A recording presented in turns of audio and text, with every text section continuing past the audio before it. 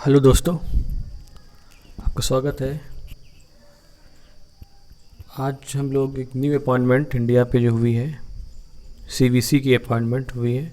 Vigilance commissioner Suresh N Patel to act as CVC chief vigilance commissioner, right. तो his name is Suresh N Patel. तो ये आगे आने वाले 2-3 मंथ के एग्ज़ाम के पॉइंट ऑफ व्यू से इम्पोर्टेंट क्वेश्चन बन सकता है।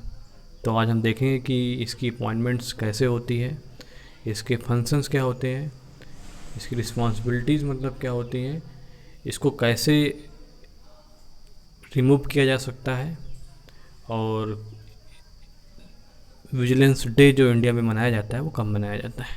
ठीक, तो चलते हैं। तो फर्स्ट ऑफ ऑल आपका इम्पोर्टेंट क्वेश्चन ये होगा कि who has been appointed as a CVC of India. So the answer is Suresh N Patel. ठीक, Suresh N Patel. So now understand कि ये सीवीसी की नीड क्यों पड़ी इंडिया को।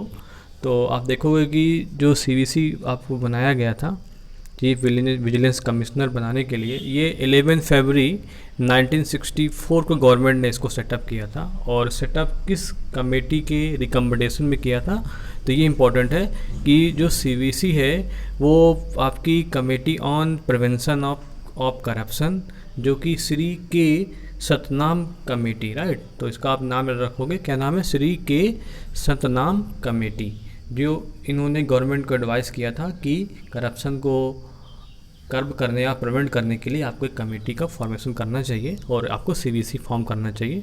तो set here and guide central government agency in the field of vigilance. ठीक, तो क्वेश्चन यह आता है कि पहले सीवीसी कौन बने थे। तो आप देखोगे नित्तूर श्रीनिवास राव जो थे वो first CVC chief vigilance commissioner थे। ठीक, तो अब ये जो सीवीसी होती है इसमें कितने लोग होते हैं, तो आप देखोगे कि इसमें जो मेन कंपोनेंट 3 कंपोनेंट्स होते हैं। पहला तो आपका सेंट्रल विजिलेंस कमिश्नर होगा, जिसको आप सीवीसी बोलते हो, वो उसका चेयरपर्सन होगा। इसके बाद इसमें से 2 से ज़्यादा 2 विजिलेंस कमिश्नर होने चाहिए। ठीक, तो एक होगा आपका चीफ विजिलेंस कमिश्नर होगा और एक आपका होगा, 2 आपके होंगे विजिलेंस कमिश्नर। ठीक है, तो इसके मेंबर होंगे 3 लोग टोटल। इसकी अपॉइंटमेंट्स कैसे होती है, तो आप देखोगे कि सीवीसी की अपॉइंटमेंट करने के लिए इसमें से कौन कौन से लोग होंगे। तो पहली चीज़ तो ये प्रेसिडेंट इसका अपॉइंटमेंट करता है। ठीक, और किसकी रिकमेंडेशन से करेगा, तो ये रिकमेंडेशन होगी प्रेसिडेंट, उस कमेटी पे होंगे, मिनिस्टर ऑफ होम अफेयर्स होंगे उसके मेंबर्स, और आपके जो लीडर ऑफ अपोजिशन है लोकसभा के। ठीक, याद रखना, leader of opposition of Lok Sabha इसके पार्ट होंगे। तो दैट मीन्स 3 मेंबर्स कमेटी होगी, प्राइम मिनिस्टर की होगी, होम मिनिस्टर की होगी, और आपके लीडर ऑफ अपोजिशन होंगे। ठीक, तो उनका अपॉइंटमेंट भेजेगा और ये इनको रिकमेंड करेगा प्रेसिडेंट को, प्रेसिडेंट फिर उसको उसी के बेसिस पर अपॉइंट करेंगे। तो इसका रोल क्या होता है, तो इसका रोल ये होता है कि आप देखोगे कि ये एक इन्वेस्टिगेशन कैरीड आउट करता है, जो कि सिविल सर्विसेज या जो कि गवर्नमेंट एम्प्लॉयज़ होते हैं उनके ऊपर ये निगरानी रखता है कि किसी तरीके का कोई मिसकंडक्शन तो नहीं हो रहा है। ठीक, कोई भी अगर करप्शन चार्जेस लगते हैं किसी भी गवर्नमेंट ऑफिशियल पर, तो वो तभी प्रोसीड कर सकता है जब उसको गवर्नमेंट परमिट कर दे, राइट।